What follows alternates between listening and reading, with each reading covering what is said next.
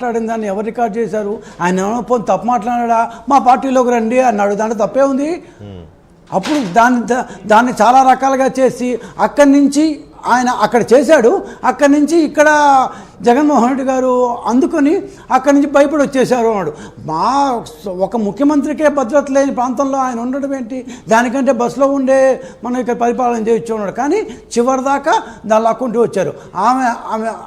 ఆమె బెంగాల్ ఆమె ఏందో చెప్పింది, ఆమెకి ఏం తెలుసో ఏం చెప్పిందో ఆ తర్వాత ఇంతవరకు ఒక ముక్క మాట్లాడాల. ఎవరు? మమతా బెనర్జీ గారు. ఏమని దాన్ని పెగాసస్ సాఫ్ట్వేర్ని ఆంధ్రాకి అమ్మారు అని ప్రతి స్టేట్కి ఇచ్చారు వాళ్ళు, ఎవరు తీసుకోలేదు. దాని గవర్నమెంటు వ్యాపారం వాళ్ళది. కానీ వాళ్ళు వేసిన దాన్ని ఉంటారు ఆ కమిషన్ కూడా 2 సార్లు జస్ట్ కలిసింది. అందరికి ఏం చేస్తాం, వీళ్ళిద్దరి మధ్య సాన్నిహిత్యం చాలా, అది మామూలు సాన్నిహిత్యం కాదు, డబ్బుతో కూడిన సాహిత్యం. ఎన్ని ల్యాండ్స్ అక్కడ.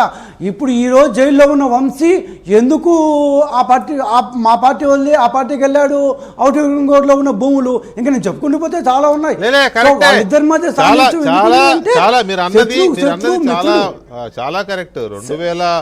2019లో తెలుగుదేశం పార్టీ తరఫున పోటీ చేస్తున్న అభ్యర్థులు చాలా మందిని పోలీసులు బెదిరించారు, నువ్వు పోటీ నుంచి తప్పుకోవాలి అని. ఎందుకంటే ఇదే దీంతోనే అప్పుడు అదే కదా జరిగింది. వంశీ, మీరు అన్నట్టు వంశీ విషయంలో చాలా ఆస్తుల విషయంలో ఆయనకి బెదిరింపులు వచ్చినాయి. Exactly correct. Yeah, please proceed. ఉన్నాయి. సో అది ఎవరు చేయించారు?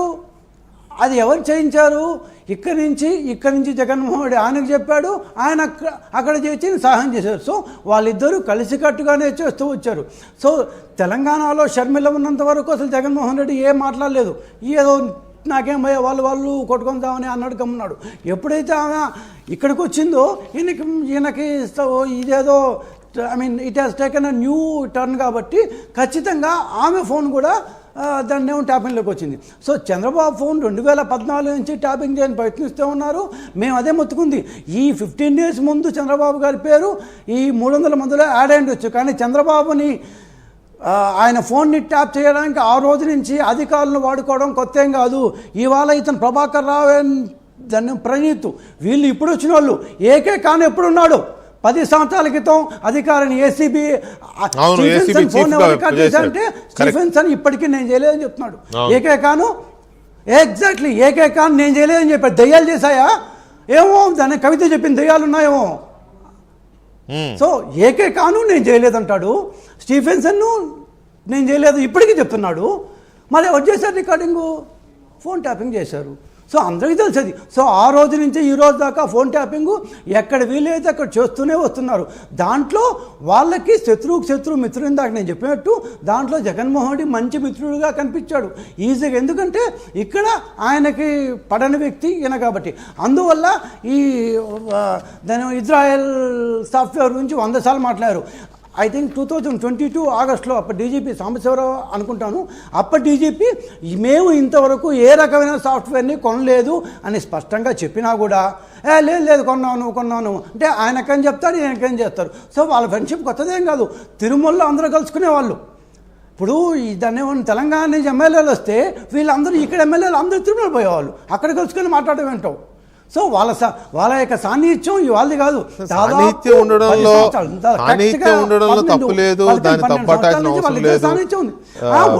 పార్టీల మధ్య వ్యక్తుల ఈ రకమైన వీటికి ఒకవేళ ఇది నిజమే గనక అయితే ఈ రకమైన తప్పేం లేదు. అల్టీరియర్ మోటివ్స్ అంటారు కదా, అల్టీరియర్ మోటివ్స్ పెట్టుకున్న సాన్నిహిత్యం దాని తప్పు. సో ఇట్లా ఇప్పుడు ఒక్క మాట, ఇప్పుడు ఈ ప్రభాకర్ రావు కానీ అతను ప్రణీత్ రావు కానీ చంద్రబాబు గారు కానీ లేకపోతే ఆవిడ దాని షర్మిలతో ఏ సంబంధం ఉండే అవకాశం లేదు వాళ్ళకి. వాళ్ళ మీద కోపం ఎందుకుంటున్నారు? వాళ్ళకి అసలు ఏ రకమైన పరిచయం ఉండదు. కానీ వాళ్ళని వెనక ఉండి నడిపించింది ఎవరు? ఖచ్చితంగా మీరు చెప్పేట్టు హోమ్ సెక్రటరీకి, తర్వాత దాన్ని డీజీపీకి, ఇంటెలిజెన్స్ డీజీకి, వాళ్ళ అఫీషియల్స్కి చంద్రబాబుకి ఏం సంబంధం? ఏముండదు. కానీ వాళ్ళ వెనక నడిపించిన వ్యక్తి ఎవరు? అప్పుడు అధికారంలో ఉన్న వ్యక్తి చెప్పాడు కాబట్టి ఇంటెలిజెన్స్ డీజీ చేశాడు, డీజీపీ చేశాడు, హోమ్ సెక్రటరీ గారు ఎవరో తలుపారు. వాళ్ళు ఎందుకు చెప్పారు? ఇక్కడి నుంచి జగన్ కావాలన్నాడు కాబట్టి. నేను స్పష్టం చెప్తున్నాను, జగన్మోహన్ రెడ్డికి ఒక చిప్లో మొత్తం వచ్చేవి. రెగ్యులర్ ఇంటర్వెల్స్లో వచ్చేవి. అది పెద్దలు అంటే కేసీఆర్ కావచ్చు, కేటీఆర్ కావచ్చు, హరీష్ రావు కావచ్చు, ఈ ముగ్గురులో ఎవరో ఒకరు, వీళ్ళ దగ్గర నుంచి అది పీరియాడిక్గా ఆంధ్రాకు వచ్చేది. ఆయన అంటే జగన్మోహన్ రెడ్డి గారు ఒక అయితే ఇక్కడ నాకు డౌట్ వస్తుంది.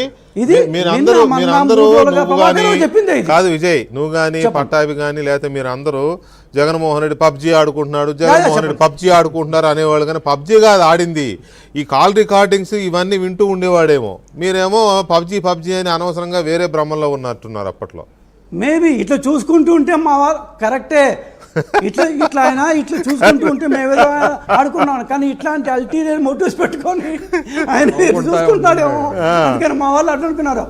ఆయన అనుకుంటాడు పిచ్చి సన్నాసులారా మీరు నన్ను పబ్జీ ఆడుకుంటారు అనుకుంటారు, మీ బతుకులు మొత్తం నా చేతిలో ఉన్నాయని ఆయన అనుకున్నాడేమో. ఎగ్జాక్ట్లీ మొత్తం ఉంది. సో ఇది ఒక్క రోజు ఇష్యూ కాదు కదా. నేను అందుకే క్రోనలాజికల్గా ఎందుకు అప్పటించిపోయా అంటే 2014 నుంచి ఇది జరుగుతూనే వస్తుంది. సో ఈ రోజు కొత్తగా జరిగింది కాదు.